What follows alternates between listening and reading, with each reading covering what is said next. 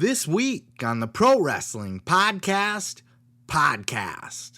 two of the biggest trash-talking, big-mouth personalities in professional wrestling go head-to-head on Twitter, talking about Eric Bischoff and CM Punk. MJF still talking trash about AEW and plotting his escape to the WWE in 2024. Jack Evans shoots on not having his contract renewed by AEW. And Tony Khan talks about his daddy Pappa Khan and what he thought about the start of AEW. I'm your host, Seth Grimes, and this is the Pro Wrestling Podcast.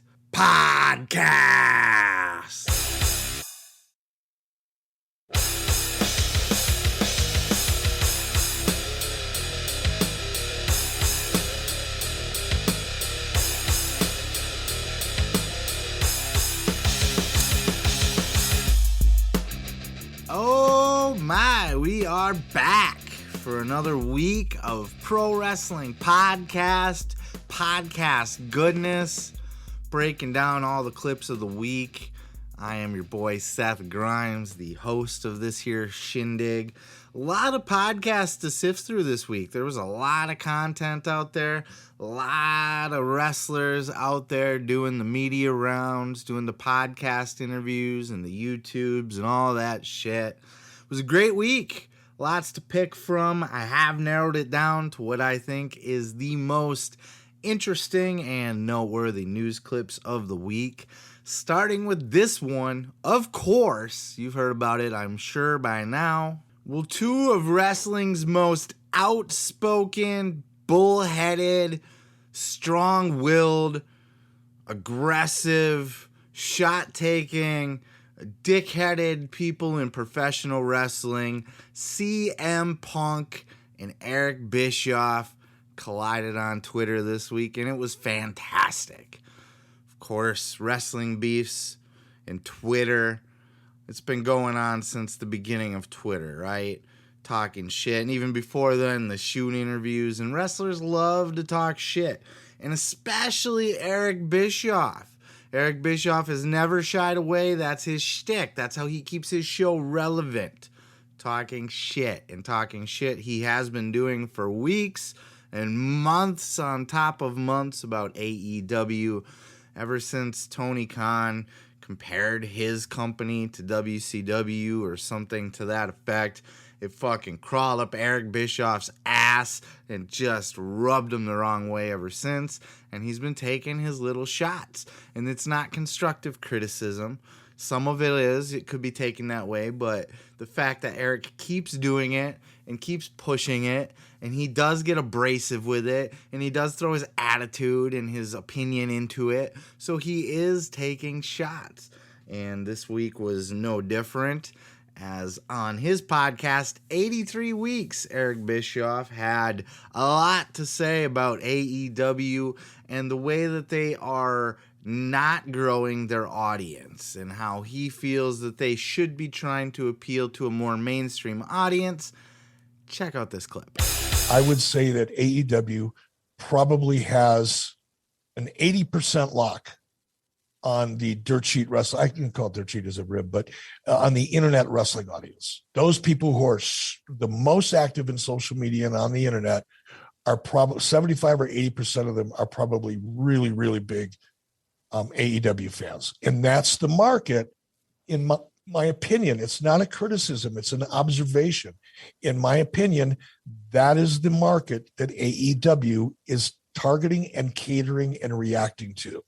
But the idea that the way to grow this audience is to not cater to them is a little troublesome, because to me, if you're a hardcore football fan, man, I want more football. I don't think it's a bad play. I understand you're thinking that maybe it's too niche, but I do think there's a difference between what Tony is presenting versus what Paul Heyman presented in the late 90s. But if you that hardcore and catering and reacting to, whereas WWE is catering to and building a broader audience, not just that hardcore wrestling fan dream match, But at the same time, high flying Eric, spectacle kind of an audience. WWE ain't building shit. Their ratings are going down. Yeah, so Bischoff never short on words, especially on his podcast. And look, this man literally wrote the book on Controversy Creates Cash, right? Literally wrote the book on it. So part of this is shtick for Eric Bischoff. This is what he does. This is how he gets views and ratings and attention and stays relevant. And I'm not even knocking that. And even if, a lot of it is his true opinions as well, he's playing it up for the audience. He knows he's stirring the pot on purpose. He knows that he's doing it. They're probably his real opinions, but he's playing it up, right? And it gets him attention. It gets him Twitter attention. But this time, it got him the attention of one CM Punk, who, as many of you know, is also never short of opinions and abrasive opinions at that. CM Punk did respond in kind of a blanket statement, not directly to Eric Bischoff. He didn't at Eric Bischoff, but we knew what he was talking about. Punk says, "Wrestling Twitter needs to stop amplifying all the old head, bad faith, bad take, carny dipshits. They had their moment in the sun. Let them die in the dark with their ego podcasts. Quote me." Wow. All right. I mean, strong words from Punk. Booker T actually took exception to that on his podcast. Look, for people who don't know, again, Eric Bischoff has been critical recently about AEW. And he had a podcast with Todd Red. I wouldn't call it critical. He's made comments. He's had critiquing the show. He's had constructive criticisms. Okay, but I wouldn't call it critical. You know what I mean? Okay. Or anything like that. That's fine. And that's fine. But for CM Punk to come back on him the way he did, and then not just come back on him, that was a blanket statement. Yeah. That wasn't just at Eric Bischoff. That was a blanket statement. And me personally, I'm about calling people out to their face. I'm about saying something. If somebody got something to say to me, say it in my face, or say it directly to me. Direct that quote to me, and we'll talk about it when we see each other. Or I'm always down for a celebrity fight or anything like that. No, I'm serious. I'm dead serious right now. He had to throw his 2 cents in. Booker T has also been one who has been critical of AEW, not as abrasively as Eric Bischoff has, and critical of Punk. He's famously the only person on planet Earth that had a bad thing to say about Punk's return. Who was like, I wasn't really feeling it. He could have did better. It was almost as if he didn't watch it because he thought it was all about WWE. He got the dirt sheet Cliff's notes on it or something like that. But, he threw in his 2 cents and he was willing to fight. He's willing to fight CM Punk. He's like, we could take it to the streets. I can protect myself. I don't know about all that, Booker. I think, you're an old man. Just relax your crack a little bit. You're trying to fight CM Punk now about a beef between Eric Bischoff and him. So slow your roll. But Twitter blows up. Shit gets crazy. Bischoff fired back, by the way. Bischoff had more to say. Of course, he's not going to bite his tongue. And he was direct. He didn't at Punk, but he mentioned him. Let's take a look at what this is. Let's look at what Punk has delivered since debuting at AEW. August Rampage, 1.1 million viewers. Now, lucky to hit 500,000. Dynamite, 1.17 million. Now, lucky to break 900,000. Pretty lame for a guy who thinks he's a bigger deal than Scott Hall, Kevin Nash, and Randy Savage. Of course, that was another statement that had rubbed Bischoff the wrong way on Punk. Bischoff gets really offended easy. So does Punk. So does a lot of people. I probably do too. You probably do too. But Bischoff, he takes this shit personally. He got mad at... He's got a hair up his ass about Tony Khan because Tony Khan dared compare AEW to WCW. He's got a hair up his ass about CM Punk because CM Punk dared say that him and Bryan Danielson in AEW was a bigger deal than Kevin Nash and Scott Hall going to WCW, which, Bischoff's got a point there. In hindsight, it's not. It's really not. In fact, the numbers are down. So he's got a point there, as much as I hate to say it, because I do think Punk and Danielson were significantly huge acquisitions for AEW. But Bischoff's got a point there. And, of course, the dumb fucks on Twitter also had to throw in their 2 cents.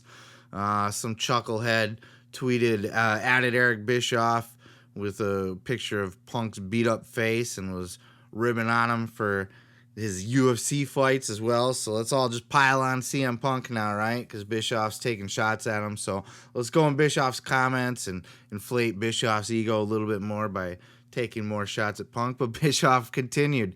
He convinced himself since he could win scripted fights, he could win a real one. Oh my God. So look, this is the wrestling business, and people will talk shit.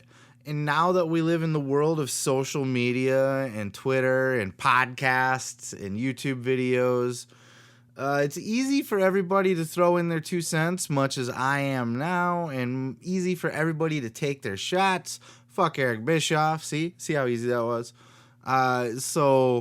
In full disclosure, I'm one of the hugest CM Punk marks. So I'll throw that out there, but it's not lost on me that Bischoff's right. The numbers don't lie. Ratings have not gone up since Punk has debuted in AEW. So is it that he's not the draw that they thought he was? Well, let's slow the roll a little bit, because there's also, AEW has consistently outdrawn, other than like WWE's random stadium shows like a WrestleMania. And I think they got SummerSlam coming up in a stadium. They got one over in England. So they do their little stadium shows and shit. But just on the week to week, AEW is outselling tickets for their live events compared to WWE. So, in WWE's ratings have dropped too. So it's wrestling as an industry. It's not like WWE's ratings are going up. They're higher than AEW's. But it's not like WWE is this hot product, or it's growing, or it's even holding its fan base. Ratings for everything across the board on TV in general continue to go down. And that's why I've always said that this is somewhat much to do about nothing. The ratings, quote unquote. Eric Bischoff, that's one of his big things, is he loves to bring up, AEW's ratings like it's fucking 1999. Well, check it out. Ratings aren't as big of a deal as they were. I mean, they are. Networks, aren't going to keep a show around that's just not drawing, or doesn't have enough viewers to attract advertisers. But there's YouTube, and there's streaming, and there's there's pirate services where you can just download the shit, and there's ways. We live in it. There's YouTube, like all the highlights, like you can go catch all the important things that happened on Rampage just by going to AEW's fucking Facebook page or their YouTube page, and all those clips are right there, all this significant information. So people consume content differently, and people just don't. Most people, people cut the cords fucking 10 years ago at this point, and it continues to happen. Every day, more and more people are not watching cable. And that's why both WWE and AEW are going to get significantly higher contracts when their TV deals come up. I know everybody's like, the ratings are down, and they're getting bought out by Discovery. I did a whole video, by the way, on the Discovery Warner Media merger. I highly recommend you watch that and listen to that clip, because I school you. I fucking educate you. And I'll tell you what, it's a different opinion than a lot of the other people out there are saying. And it's an educated opinion, because I follow this shit. Not just the wrestling, but I'm a huge fucking nerd in media and just streaming media. And like, I'm into that shit. So when these companies merge and they're launching their streaming platforms, this shit gets my dick hard, right? I'm all about it. So I know a thing or two about it. And it's much to do about nothing. Both WWE and AEW are going to get big, fat, giant raises because TV's a dying thing. People just don't watch TV. They especially don't watch it live. Everything's on their own time now. But because they are sports-like in that a lot of people still want to watch live to see what happens live because anything could happen. And it's live and it's a new episode every week. And it's relatively cheap to produce.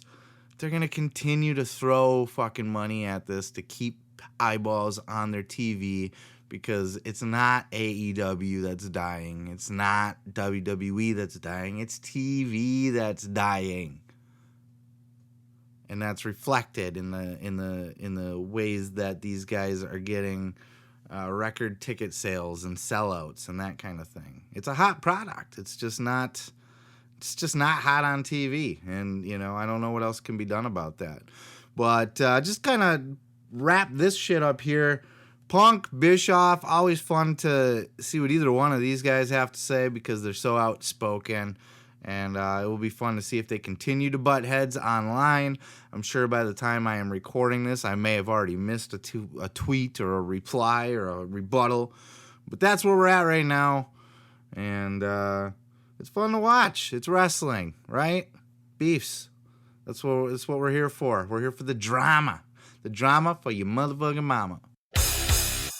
So originally I wasn't going to cover this topic because I just touched on it a few weeks ago, a month or so ago, about MJF just out there talking shit. Well, I mean, he's always out there talking shit, but specifically about AEW and about the big 2024 contract negotiations and the bidding war and how he might be leaning towards going to WWE, his buddy Bruce Pritchard, all of that. So this is something he's been saying. This isn't breaking news, so I was going to skip past it.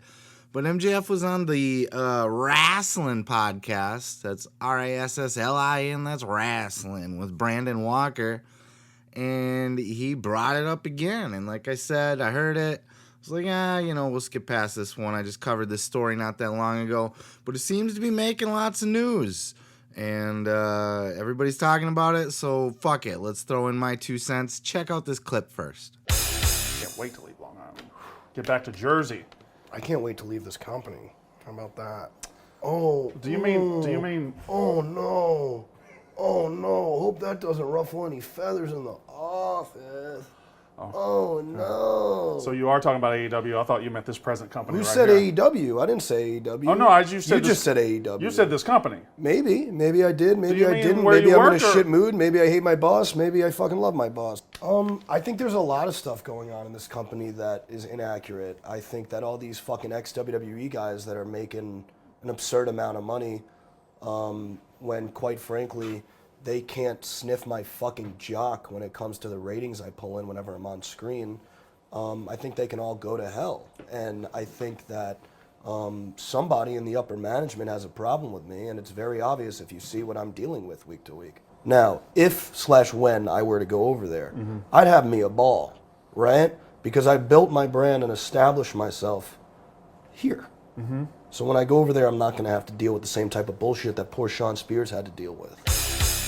So I was very much under the impression for a long time that majority of this kind of rhetoric from MJF is just shtick. It's just him playing the character, I'm a douchebag, I'm an asshole, I'm a highest bidder, I don't care about my company.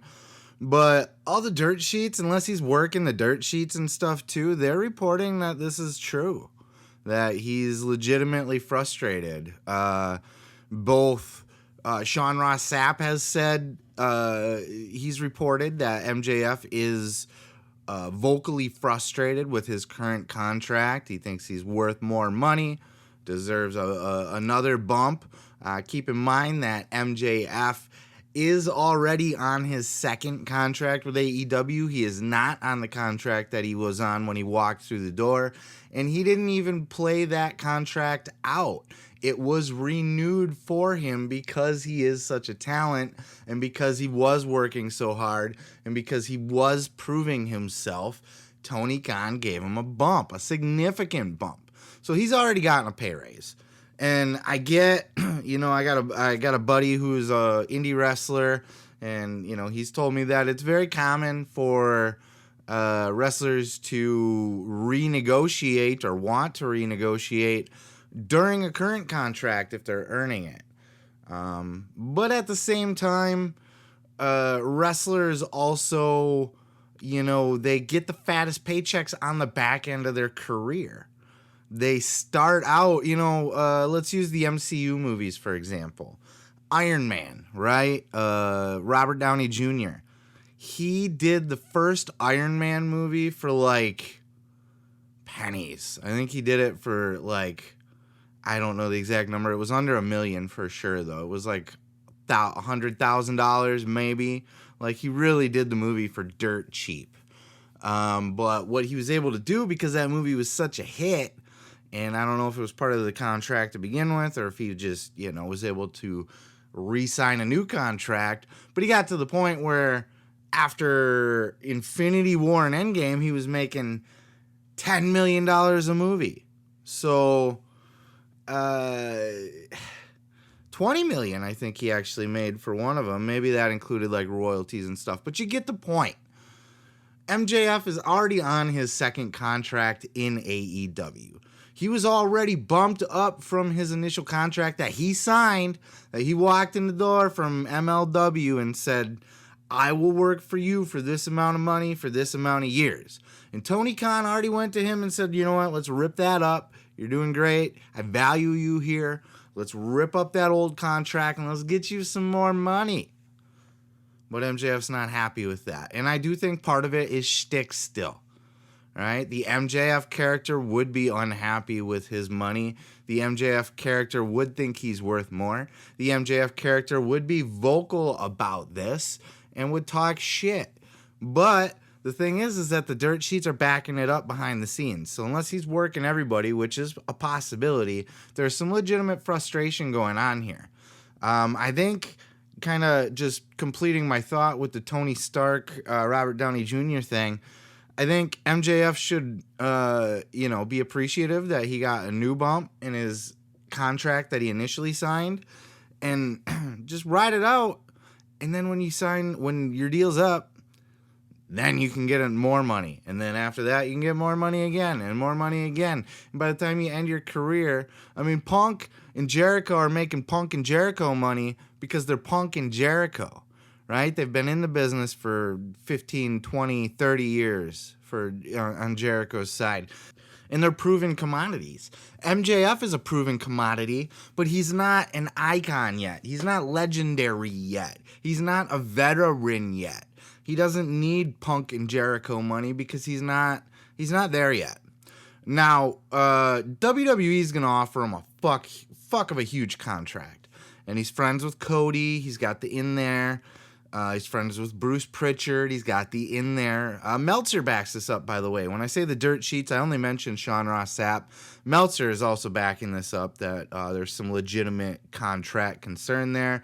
In that, I think Sean Ross Sapp had also reported that relations between MJF and Tony Khan are kind of hit and miss, that they are not as tight as they used to be. We have heard reports that MJF and Tony Khan were having heated verbal battles, if you will, verbal jousts, verbal disagreements, arguments, if you will, backstage in the office. So who knows what really happens behind the scenes? And look, wrestling business is a business of egos and personalities and me, okay? It's not a team effort. MJF doesn't give a fuck about AEW. I'm sure he does, because that means that he's, the better AEW does, the better he can do while he's there. But at the end of the day, MJF's worried about MJF. And as he should be. That's how professional wrestling works. Wrestlers are independent contractors, and they should always seek the best deal that they can get. I'm still apprehensive about what an MJF in WWE could be like. Just listening to this interview with Brandon Walker, MJF saying things like, I was banging rats all night, shoot me in the face, he's, the way he words things, he's not PG. And also that could be part of the shtick. I'm sure that's MJF. I'm sure that's, you know, kind of ingrained into who he is. I'm sure he's kind of an abrasive shit talker to begin with, but he's not going to be able to get away with cutting those kind of promos, doing those kind of interviews, being that kind of personality in WWE. He's going to have to be a significantly watered down, toned down, milquetoast version of himself.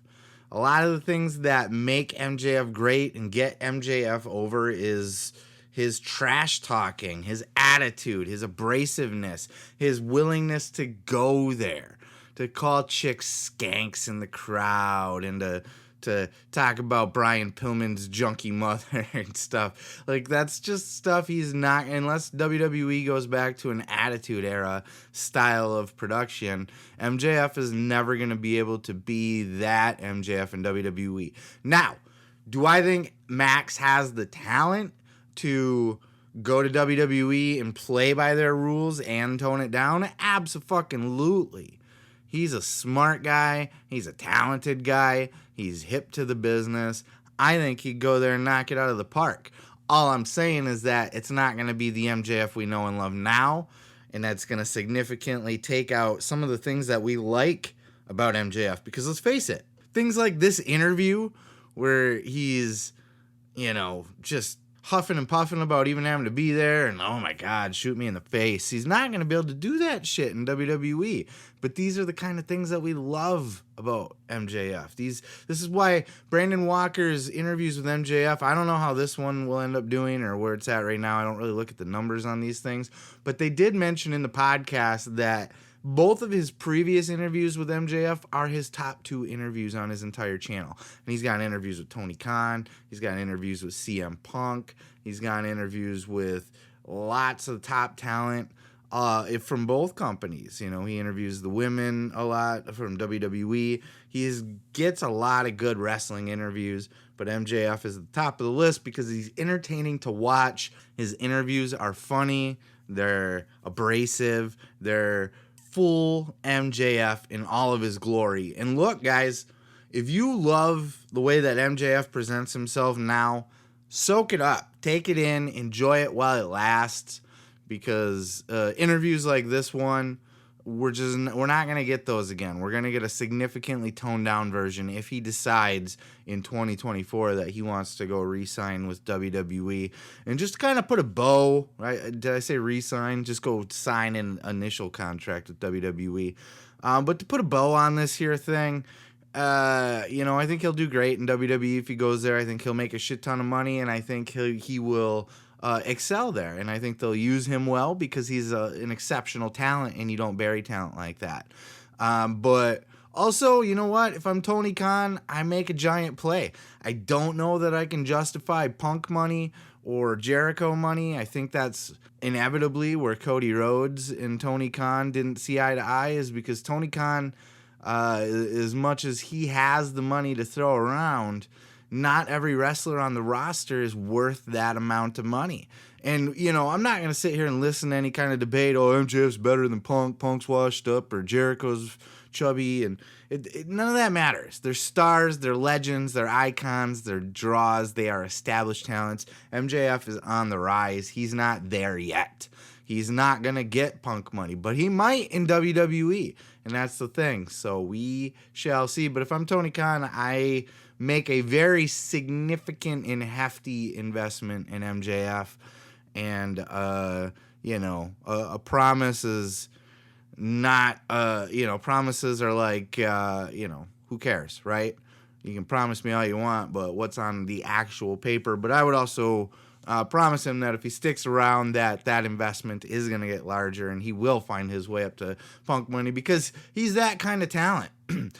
MJF will be, when it's all said and done, you know, 10 years from now, 20 years from now, MJF's going to be a legend. He's going to be an iconic professional wrestler. He's going to have earned every penny of his multi-million-dollar contracts he'll be getting at that time. But he's not there yet, as good as he is. My man CVV, Chris Van Vliet, had a really solid interview this week with Jack Evans. Jack Evans, of course, half of the tag team TH2, the Hybrid 2 with Angelico in AEW. Well, that tag team is no more, as Jack Evans has been released from AEW. Not released in the WWE sense, just his contract wasn't renewed. His contract's up, and they AEW kindly decided to not re-sign. Now, they did re-sign Angelico, which is odd. But I think if you listen to this full interview, you're going to kind of get a better picture of it. Take a listen to this clip here from Jack Evans. It kind of explains the situation a little bit better on why he ended up on the outs, but Angelico ended up staying. So me and Angelico were both stuck south of Mexico, got closed for the COVID restrictions, and we had this 4-month layoff. And then I came back, had one match, and then in practice before match, I actually got my face broken again. And then I had another 1.5 or 2 month layoff.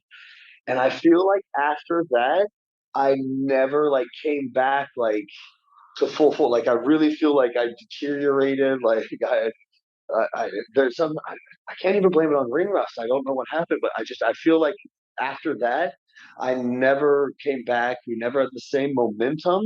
But it wasn't one of those things where like I felt like I was wrestling good and the momentum just didn't get started. Like I felt like I was really had deteriorated in the ring.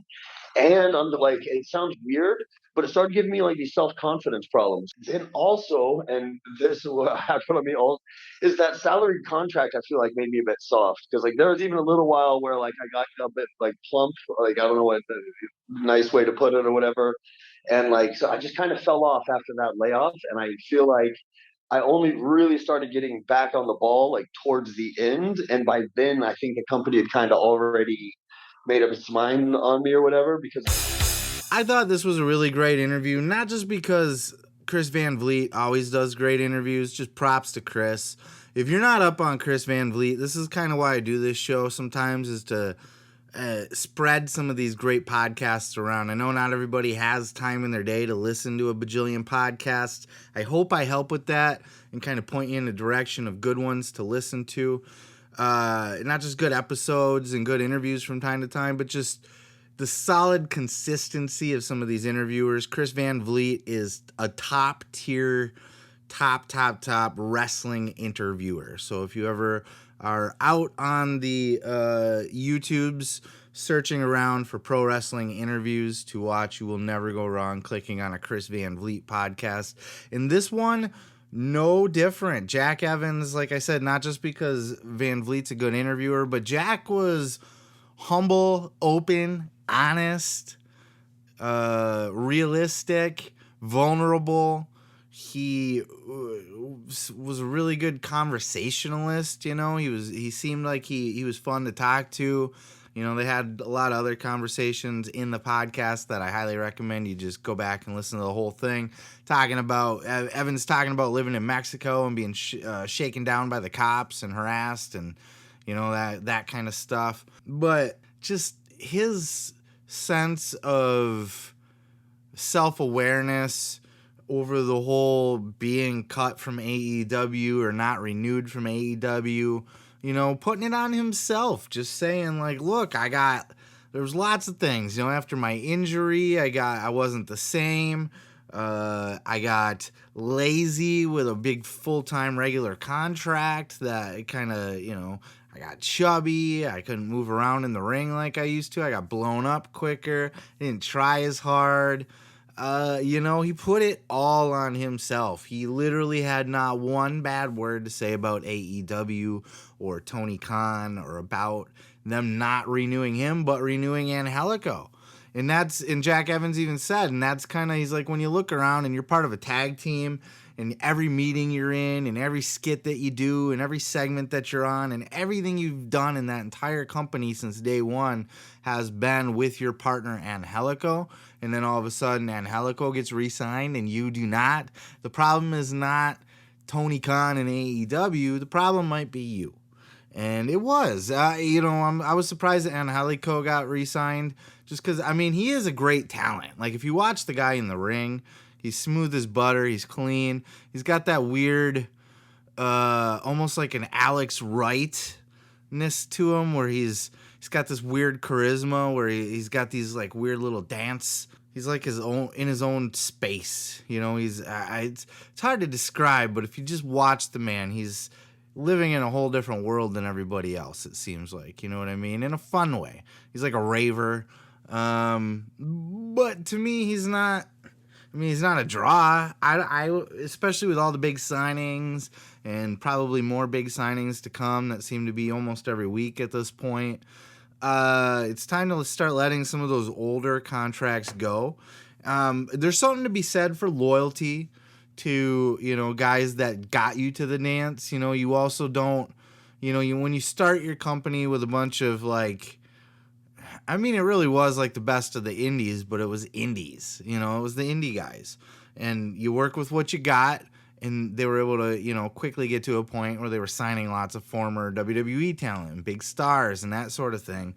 So you don't necessarily just go back and then get rid of all of your indie talent that got you to the dance. So something's to be said for, hey, you worked hard while you were here, I'll give you another contract. But at the same time, I mean, Angelico would have been one I just would have let TH2 go completely. They're fairly useless on the show.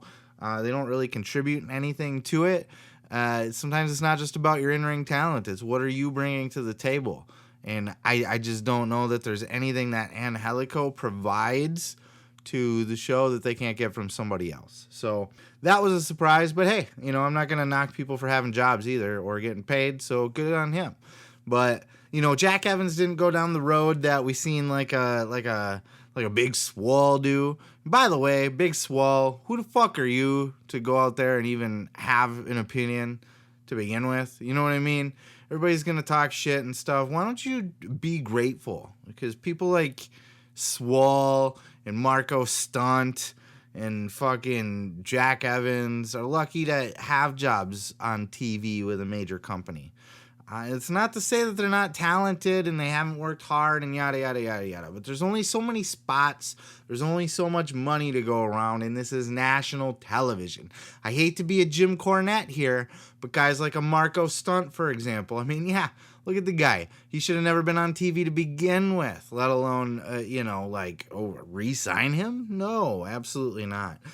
He was a good fit as like a mascot, I guess, for Jurassic Express, but he's just in maybe like a New Day, not New Day, but like a New Day Spike Dudley in a way, like the little runt of the litter that takes all the big bumps and gets the heat, allows the heels to get heat on Jurassic Express or whatever, but kick him to the curb, don't need him. Jack Evans, though, like, I really don't care about Jack Evans as I don't say that to be mean or heartless or anything like that. It's not ill-intentioned. It's just he doesn't do anything for me as a performer is what I'm getting at. He's not a draw for me. Oh, I'm excited to see this Jack Evans match. No. Never has been the case. Never will be the case. But he seems like a good dude. Like, I guess I didn't know enough about him.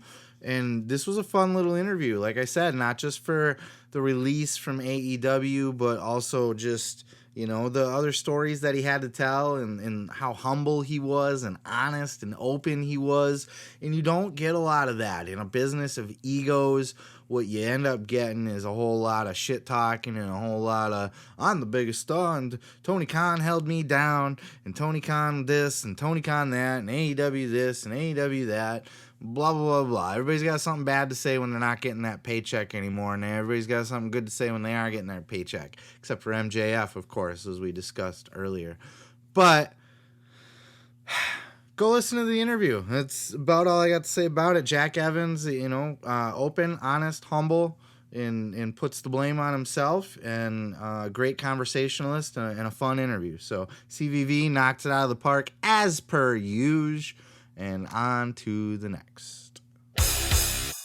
The Boss Man, AEW CEO and owner Tony Khan, was on the Swerve City podcast, and that is the Swerve. Swerve Strickland, of course, has his own podcast, and he had the boss man on his show, Tony Khan, which was a good get for his podcast. Tony Khan was talking about Pappa Khan on the Swerve City podcast, and what Pappa Khan thought about Tony Khan starting his a whole wrestling company with $1 bajillion. Check out this clip. I happen to be like somebody who loved the wrestling business, but had worked in sports, and obviously came from like I was very fortunate. My dad came over from Pakistan, and when he was 16 to go to college at the University of Illinois, and he started a business, and it really took off. But he kind of came here with nothing, and he is the big success, and he's the reason this all happened. He's said it. I mean, we had a really ugly Christmas 2018 because I had already, frankly, told like Jericho and other people, like, we're going to do this. And like, and a bunch of people, and I had pretty much a bunch of people verbally ready to go, and a bunch of contracts were set to expire at the start of 2019. I had a business plan and everything ready to go, which is AEW now. Yeah. And he was like, this isn't going to work. We're going to lose millions. Like, you have no guarantee. I didn't have a TV deal at that point for it. And it was a huge gamble. And he's gone into like Forbes and a couple times on the record and said like he was completely wrong. So Pappa Khan actually did not believe in AEW. He told Tony that this was going to lose money, that it was not a good investment. But Tony kept pushing it to the point where Shad said, you know what? I'm going to die someday, and when I do, I'm going to leave $1 bajillion to you and your sister and whoever else is in the family. So you might as well dip into it now. It's your money anyway. So here, go play in your sandbox with your fucking with your AEW toys, okay? So Tony Khan took Daddy Pappa Khan's money, and he bought a real life Fig Fed, right? Matt Cardona always talks about the Fig Fed, and you fantasy book with him, and you book your champions. And here's Tony Khan writing in his notebook since he was a little kid, booking out Dynamite and Rampage, right? Booking his angles and stuff like that. So, Pappa Khan buys him a real promotion to play with, and it's worked out. Pappa Khan had to eat his words, did he not? By all measures, AEW is fairly successful. You could look at what Eric Bischoff had to say, and you could be like, well, their ratings, blah, blah, blah. But, I mean, they got a big video game coming out. They have broken through to the mainstream to a certain extent. They have large stars. They're selling out buildings. AEW is not failing or flopping, They might not be growing as fast as you would have expected or you would like them to do, but you can't point at them and go, that's a failing business. That's, Tony Khan has already said that, and, he could be all bullshit because the company is not public, so we don't know the numbers. But he said that the company would already be making money with their TV deal and their licenses and merch and all that other shit. They would already be making money if it weren't for a significant investment put into the video game, which is really just an investment back into your company. That's not a loss when you're building a whole nother money-making branch of your video game is a significant thing. It's not like selling a t-shirt, right? It's not just a piece of merch out there. We got replica belts and t-shirts and video games. No, a video game is a whole new it's a whole type of media. It's like producing another show in a way. It's different. It's not a show. It's a video game. But you get what I'm saying. This isn't like just putting a piece of merch out there or another product on the market. It's significantly costly to do right, to do proper, to get all the, to get the right developers on board and to get, the everything that goes in. I don't know. I'm not a fucking game developer, ask Aubrey Edwards. But there's a lot that goes into it, I would imagine. So had it not been for a significant investment that I think will pay out, that video game is going to make them a butt ton of money, dude. A butt ton. Had it not been for that, they'd already be making money. So as long as, Tony Khan's got a set budget. He's rich, so he has money to play with if he wants to anyway. But he knows what he's making from the networks, and You know, his live gates are going to cover a significant portion of his production costs, and then his TV contracts are going to cover the rest of his production costs, and then, you know, the merch that he's selling while he's at the venues and merch online. Like, he's got enough revenue as long as his output, you know, he's got enough to cover his live events, basically, just from the tickets that you're selling, the merch that you're selling. You know, you're gonna almost break even, if not make a little pinch of money on the gate over just your production cost of setting up the building, you know, and the trucks and the lights and all that shit. Then, you know, it's just a matter of the talent that you sign not exceeding your TV. You know, it's simple math. You know, I make this much, I can spend this much. And if Tony's not worried about becoming rich, this isn't a get-rich-quick scheme for him. This is fun for him. This is his hobby. This is his fig fed, okay? So Tony is not dumb enough to let this thing lose money, but he will invest back into it most likely, and he will probably go really close up to that line, you know? I would venture to say if Tony Khan makes $1,000 per year, plus is able to pay his, you know, himself a salary and everybody else paid and everything. You know, if the company's profiting, net profit, $1,000 per year, it'll probably be worth it to him. You know, that's why he's able to sign everybody and their mom. He's got to be careful with that, not just for the money side, but just for the fact that clearly he's already not able to use all the talent that he has. So I know he is working on acquiring a TV deal for Ring of Honor. I don't know that that's the right call necessarily. We'll see how it all plays out. But he's got the money to play with, and by all accounts, AEW is successful, and not as successful as they could be or want to be, I'm sure. But they're doing fine, and Pappa Khan has got to be proud of his son, and that his investment has paid off, and that he wasn't just pissing money down the drain. But even if he does, hey, my son's happy playing with his...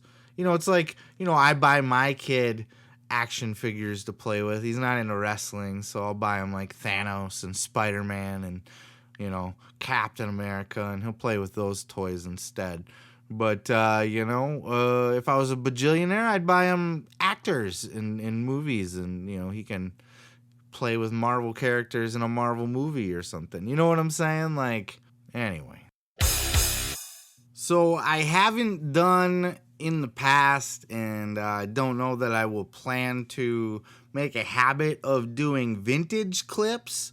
This is very much a current events clip show, but this one I couldn't resist. I was just out just for fun watching an old Weakest Link episode, the one with all the wrestlers on it from the Attitude Era.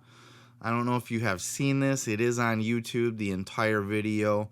And this was not significant. I watch wrestling shit all the time, right? We all do. But I was not planning on using it for anything show related until this clip popped up. And once this happened and I heard this, I was just like, okay, I want to talk about this with my audience. So check out this clip, and then I'll catch you on the flip side. Kane, what N is a drug injected by dentists to numb the mouth? What? What N is a drug injected by dentists to numb the mouth? I don't know. Novocaine, Bubba. How did Kane blow a fucking question about Novocaine? He was a fucking dentist. His gimmick was a dentist. He was Dr. Isaac Yankem. Or Isaac Yankem DDS. I'm conflating with Dr. Britt Baker DDM. DMD. It doesn't, I don't fucking know. It doesn't matter. Kane missing a question about dentistry just made me chuckle. I thought it was a fun little clip. Very interesting. The whole show was fun to watch. It's interesting to see these personalities. Terry, by the way, kept burying Kane, saying that he smelled. Kane was the only one wearing his wrestling gear out there, which I thought was fun. I always like to see when wrestlers wear their ring gear out in public. One of the there's an indie wrestler by the name of Gregory Iron that he's got a lot of photos that he posts of himself. He'll just be like sitting on a swing set on a playground somewhere, wearing his underwear trunks and his knee pads and his boots. It's funny. I like that shit when you're just out in public wearing your ring gear. So Kane was out there in full garb with his mask and all of that shit. Everybody else was dressed in street clothes. And Terry kept saying Kane smelled. And we've all heard these stories about, wrestlers' outfits and stuff and how they get sweaty and gross and Vader's gloves and all that shit. So it's possible Kane actually did smell, but Terry was being a cunt on there just doing that constantly to Kane. Bubba Dudley was on there. He was killing it. He was, I think, won the most rounds, answered the most questions. Stone Cold was on there. It was a really, really fun episode to watch. And, of course, the host of that show, she's a big cunt, too. And it's fun watching her personality bump up against wrestlers' personalities. So she's this big, mean, wicked bitch type personality. That's her gimmick. That's her shtick. So when that bumps up against like a Stone Cold Steve Austin, for example, when she looks at him and says, "You're the weakest link, and that's the bottom line because I said so." Like, it's fucking great. It's classic. So if you haven't seen it, go seek it out on YouTube. It's a fun little watch, but I had to share it with you just because when I saw Kane miss a question about dentistry, I just face-palmed, shook my head, and I'm like, you know what? I could go on a tiny little rant about that. And so I have, and so we shall move on. You are the weakest link. Goodbye. Freddie Prinze Jr., who was on the tips of the tongues of everybody last week, because he had announced that he's going to be starting an indie promotion. I did cover that last week as well. Matter of fact, that was the top story. So if you'd like to go back and check out that segment, you can find it on YouTube. Just search out the Clippy. But this week, Freddie Prinze was talking about Dolph Ziggler. He did a big deep dive into the creation of the Dolph Ziggler character. He was there. Not only just there backstage to watch the creative, but he was actually he was basically the writer for Dolph Ziggler at that time, in charge of getting the Dolph Ziggler character up and off the ground and up and running. And of course, just like you and me and all of us wrestling fans, when we first heard the name Dolph Ziggler, we saw his talent in the Spirit Squad as a male cheerleader, and it ruined everybody's career in the Spirit Squad except for Dolph Ziggler. But Dolph wasn't much better, and then he was a caddy too, right? He was a caddy for Kerwin White, Chavo Guerrero. Yeah, a lot of bad gimmicks to come back from, but hey, he made something of it, but found this very interesting. Check out this clip of Freddie Prinze Jr. talking about the creation of Dolph Ziggler, the name, and the introductory promo segment. Check this out. They talk about the debut of this new character, and they want to give him a name. They haven't even come up with the name yet. There's been no discussion. It's the night he's going to debut, and they're just throwing any old name out. Any old, whatever they put on their list in those moments are the names they're throwing out. So no thought, zero thought has been put into this. So Brian, who I love, he throws out the name. I think he almost wanted to start with Dolph Diggler, like Dirk Diggler, and it was Dolph Diggler. And my head almost hit the table the way he would snap a pencil in frustration whenever Vince would make him rewrite a show the day of a show, because that's always a good idea to do. That was my feeling. I finally experienced the pain that Brian was experiencing, only it was now because of him. And sometimes the company would do this. They would rib themselves without even knowing they're ribbing themselves. And it was always something to me that made him struggle with credibility at times, because I'm sitting there and I'm hearing this name, Dolph Diggler, And I remember saying this. I said, who's going to take that seriously? Who's going to take that seriously? And he wasn't going to be a comedic style wrestler. He was a serious athlete who could friggin' move. And he was going to be billed as a heel. So I'm confused. I say, yo, we can't do that. And I straight up say, we're basically ripping off Boogie Nights with Dirk Diggler, which was a movie Vince had never seen. And so he didn't even acknowledge that, but they go, okay, we won't do that. And so I don't know if it was Brian. I don't know if it was Vince. I don't know who the final say was. You'll have to accost them digitally to find out. But someone says, well, what about Dolph Ziggler?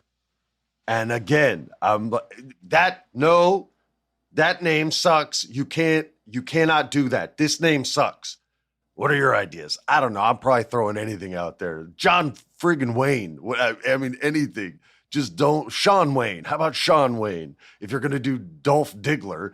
So it was not a long argument. I lost quickly. I guess my punishment for fighting the good fight was I was assigned the segment to direct or produce, they call it, the first time we're ever going to meet this wonderfully named wrestler, superstar, Dolph Ziggler. It was the worst fucking name, Dolph Ziggler. He said it. It was like, what do you? First of all, it's a play on Dirk Diggler, and then it's instant death. And he makes a point. He talks about later in the podcast. He says, it kind of became after a while like the name Dolph Ziggler doesn't bother you anymore. He's just Dolph, and we've kind of seen that in wrestling over the years, haven't we? Like, even like Butch is starting to grow on me a little bit now. Like I hated it.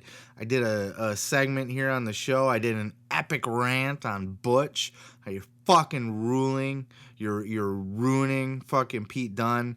You're wrecking his character. But I'll tell you, like I said, it's Vince's playpen. It's his fig fed. We talked about Tony Khan's fig fed. Well, this is Vince's fig fed, and in his fig fed, he's got Dolph Ziggler's, and it's a horrible name, but he made it work. He made and it was funny too because Prince talked about the gimmick where he walked up and introduced himself to everybody backstage. I remember this so fondly. I didn't remember it until he brought it up, but I was like, oh yeah. And I just thought Dolph was just the stupidest shit back in the day. But look, he's not over with me. I'm not going to put him over that hard. I'm not saying I'm a Dolph Ziggler fan or I love him. I think he's an immense talent. I feel like what he's done with the name, the gimmick, the character, what he was able to turn it into and where he sits right now, he's a veteran. He's a decorated veteran. He's not a headlining Hall of Famer, but he could certainly be a opening act, if you will, a preliminary Hall of Famer 10, 20 years down the road. Look, the standard's not that high. Dolph Ziggler is an amazing talent physically in the ring. He's always the guy that new guys will work with for Dolph to kind of see what they got, to test them, to push them, to teach them, to get them up to speed. That's why he's in NXT and did that NXT run with the belt and everything. Working with Braun, pair Braun up with Dolph, it's a no-brainer. It's good for Braun to get that rub from a guy like Dolph Ziggler. I don't think Dolph's got incredible charisma, personality. For me, it just never got over to me. I respect and appreciate his immense talent. But his character doesn't do much for me. It's just kind of meh. It always has been. Couldn't care less. Even when he won big gold the night after WrestleMania or whatever, and that was like his biggest, that's when peak Dolph Ziggler, when he was at his highest of highs. And everybody, I even heard people at that time was like, he could be the next Shawn Michaels. He's that good. And in ring, maybe, he's close, but he's not that big of a star, and I don't think he'll ever reach that level, but he's a great utility guy. There's a reason why he's been signed with WWE for as long as he has and why they put him in the roles that he's in. He delivers in everything he does. And look, not everybody can be Roman Reigns, okay? Everybody can be the big dog on top of the mountain, main eventing every WrestleMania, holding the belt up. You know, when you're putting together a show, there's roles, you know, if there's roles for anything. Just like a TV show, there's everybody loves Raymond, and you're Raymond Ramon or Razor Ramon, right? And you're in that episode, you're the star. Seinfeld, you're the star, it's your show. Your homies around you, but then there's the guy in the background that's like delivering the mail, or fucking the pizza guy, or the taxi driver. There's bit roles, and those are important because they help get the show over in a lot of ways. And Dolph is a bit role player in the WWE, but he's a great bit role player, and he helps get a lot of talent over and does great work. And look, you know, we can sit and talk about, you know, his star power all we like, but the fact of the matter is that when the creative was pitched to Freddie Prinze and everybody else, that why don't we call him Dolph Ziggler? And he shakes everybody's hand. Like, it's ridiculous on its face. It's the stupidest shit ever. But Dolph made it work. He made it work. And the rest is history, and look where he's at. And Dolph Ziggler as a name even is one of those names, just like, you know, we hear a lot of weird names. I brought up Butch. There's Big Show was kind of weird when that, but now he's just Show. He's just Big Show. You know what I mean? Like, after a while, it just kind of ingrains itself in your brain. But that's all I got to say about that one. If you want to hear the full story, the full deep dive on Dolph Ziggler from Spirit Squad to World's Champion, from the man who wrote the story himself and was in there in the line of fire pitching the ideas and taking the heat, listen to the Freddie Prinze, Wrestling with Freddie Prinze Jr. podcast. That's it. Whew. Made it through another show all the way to the end. If you are still here and you're still hearing my voice, I appreciate you. Thank you for sticking around to the end. Love my endies, if you will. That's what I call them. I call them my little endies. People that stick with me to the end, like the diehards. I appreciate you. If you could, please allow me to plug some shit for you. To you, you can follow me. You can like me and subscribe to me, whatever you do, whatever the button says to do. On Twitter, at Seth Grimes Media. On YouTube, just search for Seth Grimes Media or the Pro Wrestling Podcast. Either way will pop right up. Or / United Underworld Media. Also on Facebook, at Seth Grimes Media. And on TikTok, at Seth Grimes Media. Plugged the other podcast, Against the Grain. That's on YouTube. That's official, Against the Grain. Go find it. It's fun. It's a current events thing. It's completely different than this. We don't talk wrestling. We just talk, news, politics, current events, Will Smith bitch slapping people. All that stuff is in there. It's fun stuff. Reaction videos. That's fun stuff too. Reacted to, banned episodes of Ren and Stimpy. So I'm doing fun content. So if you like this content and you want to venture outside of the wrestling, there's other stuff to check out, including a book. I wrote a book. It's called The Gathering, A Bold Journey into the Belly of the Juggalo Underworld, about a dude that goes to a Juggalo music festival. It is a novel. It is quite fun. It's drug-induced debauchery at its finest. Then I also have pro wrestling inspired NFTs. That's why we're all here anyway, right? This is a pro wrestling show. I have pro wrestling inspired NFTs. Most people laugh at NFTs still. I get it. You just don't know. But NFTs are a thing that are here to stay in some way, shape, or another. And I have the wrestling ones. So right now I have Wrestle Pals out, which are like Funko Pop / action figures, but we have announced that we are dropping our championship belt collection. That is the new collection that is coming soon. Just waiting for some gas fees to go down because the crypto market crashed and everybody's freaking out and everybody's trying to transact and move their funds around, and that's making all the gas fees go up insane. So I'm not gonna put a bunch of championship belts up and pay the gas fees to put them on the market at a higher rate just because everybody's going loopy right now. I'm gonna wait for shit to die down. I'm gonna wait for the market to chill out a little bit, and then I'm gonna drop those belts, and they're gonna be bling blinging in your eyes, and you're going to be fucking stoked. And even if you don't like NFTs or crypto, you're going to look at those and you're going to go, those are fucking dope. Just as a wrestling fan and as a belt mark. If you're a belt mark, you're going to love them. I think that covers all the plugs. I'm all out of plugs. I'm all out of talking your ear off here. Just thank you for sticking around. Go support me on other platforms. I'm trying to build this thing, trying to grow, trying to get in the game and just be here for you guys. And my one and only goal is to talk wrestling and just bring you the best podcast and interview content of the week. Everybody else talks about the wrestling that happens inside the ring. Everybody's going to review WrestleMania, Backlash, and all that shit. You come to this podcast, we're not going to talk about WrestleMania Backlash.